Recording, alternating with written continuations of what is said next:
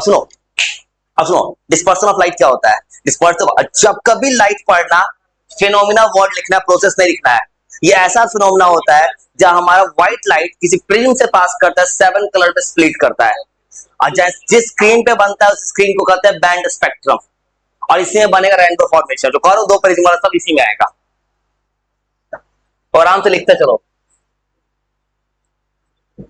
ये होता है फिनोमिना ऑफ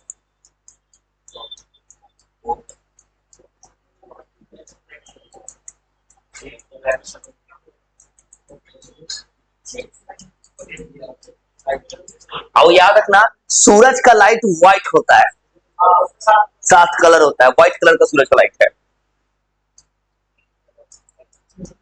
मून का कोई कलर, मून का कौन सा?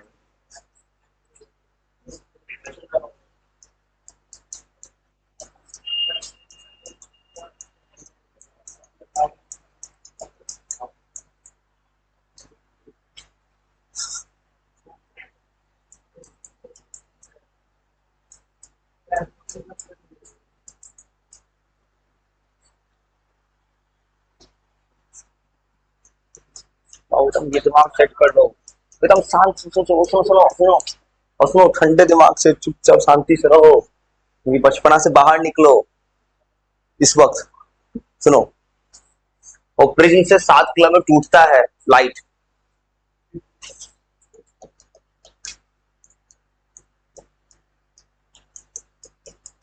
बैंड स्पेक्ट्रम, जहां पे 7 कलर मिलता है उस लाइन को कहते हैं बैंड स्पेक्ट्रम। ये एक स्क्रीन होता है,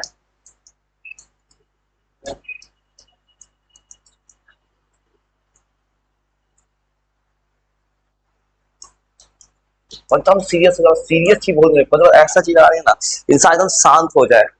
उस इंसान को ये एहसास नहीं उसका पेपर आ रहा है, उसको चीज को सीरियस लो।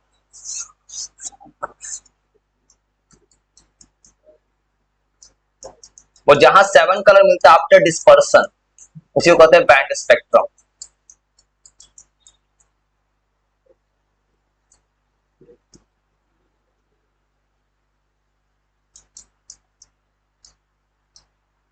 ये होता है ओरिजिनल प्रिज्म। ये ओरिजिनल प्रिज्म है, लेकिन हम लोग इसको कॉपी पे नहीं बनाते हैं, 2D बनाते। ये ओरिजिनल प्रिज्म है जो इसके पास है, एआई के पास, ये ओरिजिनल है।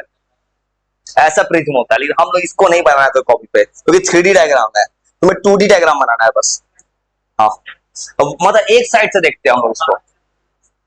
बनाना चाहो बना, लेकिन मत बनाओ। कौन किताब में नहीं बनाया, और किताब में यही दिया है। हाँ, ये अभी तुम पेंसिल, इसको बोर्ड में तो कभी पेंसिल पेंसिल स्केचिंग पेंसिल से ही करना। अभी भले तुम बना लो किसी तरीके से,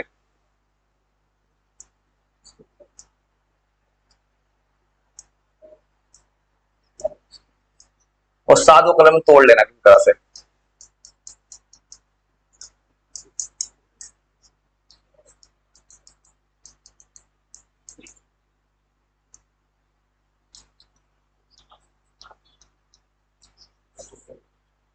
इसको क्या बोलते हैं?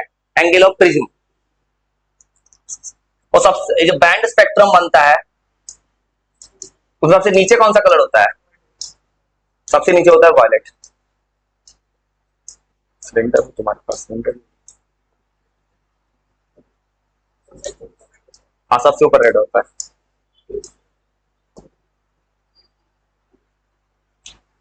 और उसको नीचे से लिखा जाता है।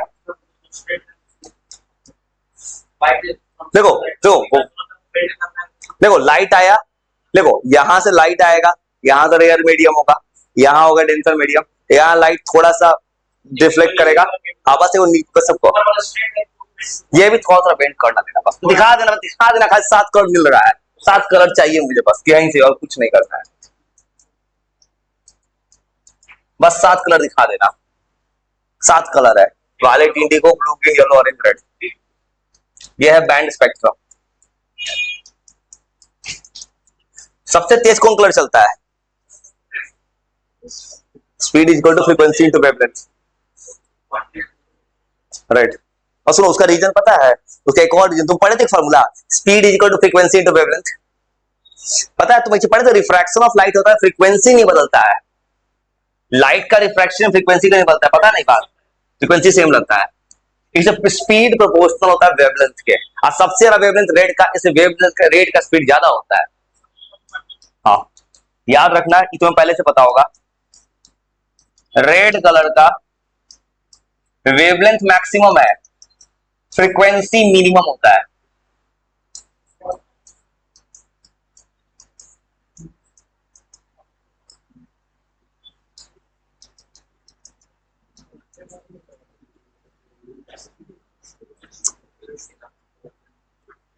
हाँ इसमें फ्रीक्वेंसी बहुत मिनिमम होता है।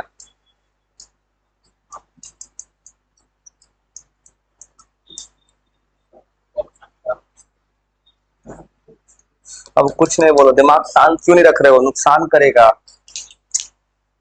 तुम्हारे भला क्यों बोल रहा, मुझे कौन सा शौक कर रहा है, तुम्हारे भला का दिमाग शांत कर लो, मेरा कभी कुछ नहीं जाएगा, बात समझो इस चीज को। मैं किसी को ह्यूमैनिटी पर्पस सोचता हूँ, इंसानियत के लिए किसी को थोड़ा बोल दो कि थोड़ा सीरियस हो जाए। तुम पढ़ो नहीं पढ़ो किसी को कुछ नहीं जाएगा, बस तुम्हारा ही जाएगा, इस बात को समझो।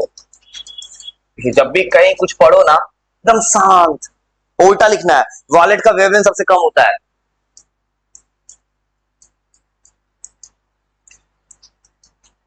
अब फ्रीक्वेंसी सबसे ज्यादा होता है। ऐसे पूछा सबसे ज्यादा स्पीड, और स्पीड होता है रेड कलर का, और उसका जवाब इसे तुम पहले से पता, रेड कलर का बनता है डेंजर साइन।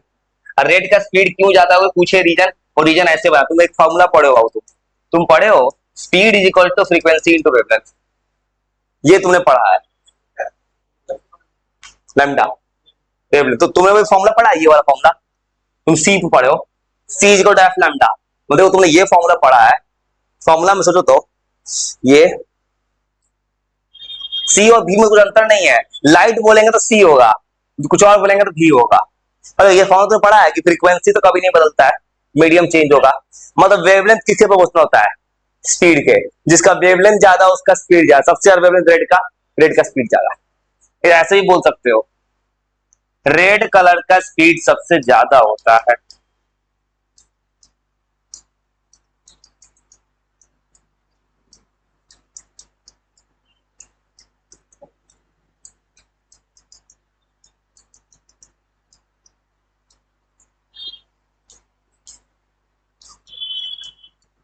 मलिक को अब कुछ नहीं करना है, रेनबो फॉर्मेशन करना है, दो ब्रिज बुलेट के दिखा देना है और बस खत्म।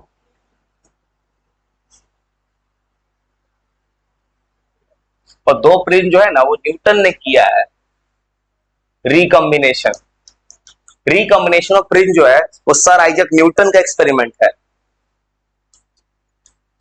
रिकॉम्बिनेशन हुआ है, किसी किसी किताब में दिया रहता है, एनसीईआरटी में नहीं है ये चीज, किसी एक्स्ट्रा किताब सब में रहता है ये सब।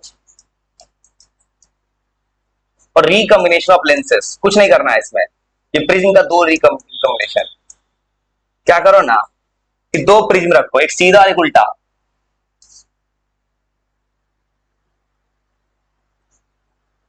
ये और रिकॉम्बिनेशन में दो प्रिज्म बनाना है, एक सीधा और एक उल्टा।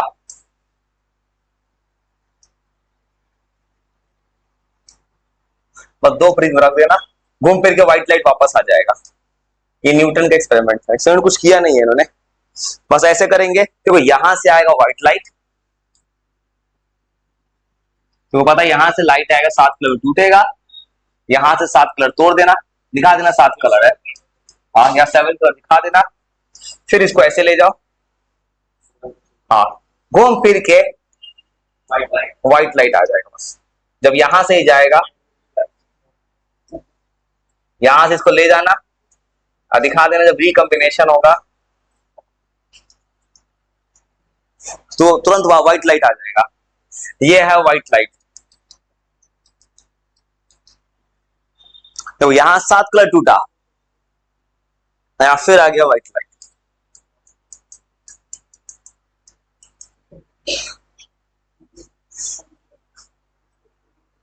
और ये रहेगा किसी एक्स्ट्रा किताब से मिलता है, इसमें कुछ हुआ नहीं है, दो प्रिज्म को लटका दो, नॉलेज के लिए बोलक बना दिए बस, नॉलेज बस लाट देना। एनसीईआरटी में दिखाया था, एनसीईआरटी में था नहीं था, एनसीईआरटी में नहीं है ये वाला, बस नॉलेज है। इसमें कुछ करना क्या है, कुछ नहीं किया इन्होंने, एक बार प्रिज्म लाए 7 कलर बना, दोबारा उलट दिए 7 रंग मिल गए, फिर व्हाइट लाइट मिल गया। बस याद रखना, न्यूटन जी का दिया हुआ है, इसके जरा नहीं लिख रहे, किताब में नहीं दिया है। एनसीईआरटी किताब में एक चीज और दिया है बस, रेनबो फॉर्मेशन।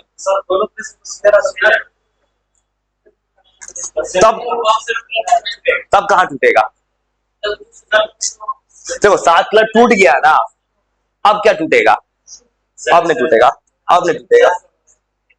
और सुनो आखिरी चीज, रेनबो फॉर्मेशन।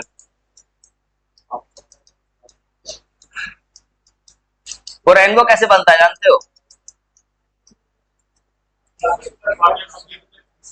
वो रेनबो बनने का रीजन सीधा बच्चा वाला है कि जब बारिश होता है सनलाइट के टाइम, तो हर एक वाटर ड्रॉपलेट्स एक प्रिज्म की तरह बिहेव करता है, और जब उस प्रिज्म से सनलाइट पास करेगा, हाँ रेनबो फॉर्मेशन हो जाता है। एक वर्ड का आंसर सिर्फ एक है, डिस्पर्सन ऑफ लाइट। एक वर्ड पूछेगा तो बस, कॉज सिर्फ एक है, एक वर्ड पूछा तो बस, अगर एक्सप्लेन करने को बोला उसका सिर्फ एक ही एक्सप्लेनेशन है कि जब भी सनलाइट फॉल करता है, बारिश के समय सनलाइट निकल जाए। एक वर्ड का आंसर सिर्फ डिस्पर्सन है। इसका और जवाब लिखना है, जब जैसे ही रेनी डेज पे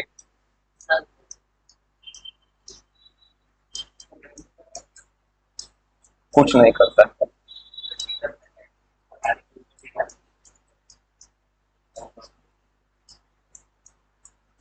वो होता कुछ नहीं है, बारिश के मौसम में सूरज निकल गया ना, तो सनलाइट जैसे ही गिरेगा तो हर एक ड्रॉप एक प्रिज्म बन गया।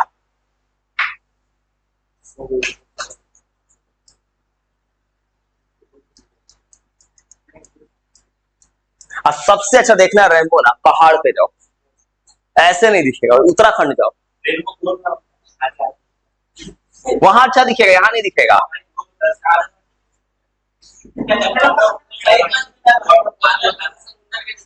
समुंदर के नीचे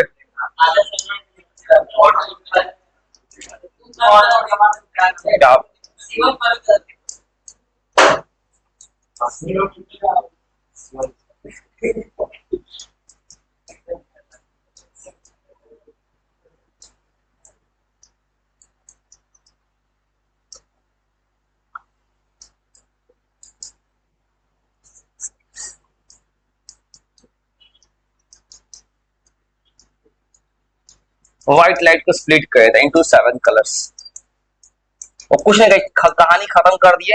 एनसीईआरटी किताब खोल रहे हैं, तुमसे हंसते खेलते हाथ पे किताब का सवाल बुलवा देते हैं। किताब का सवाल तुमने हाथ से बताओगे अभी, हाँ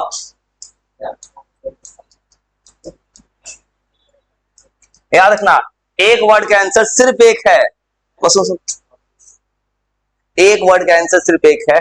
अगर कुछ भी लिख दिया पेपर में, एक वर्ड नहीं लिखना, नंबर देगा डिस्पर्सन ऑफ लाइट।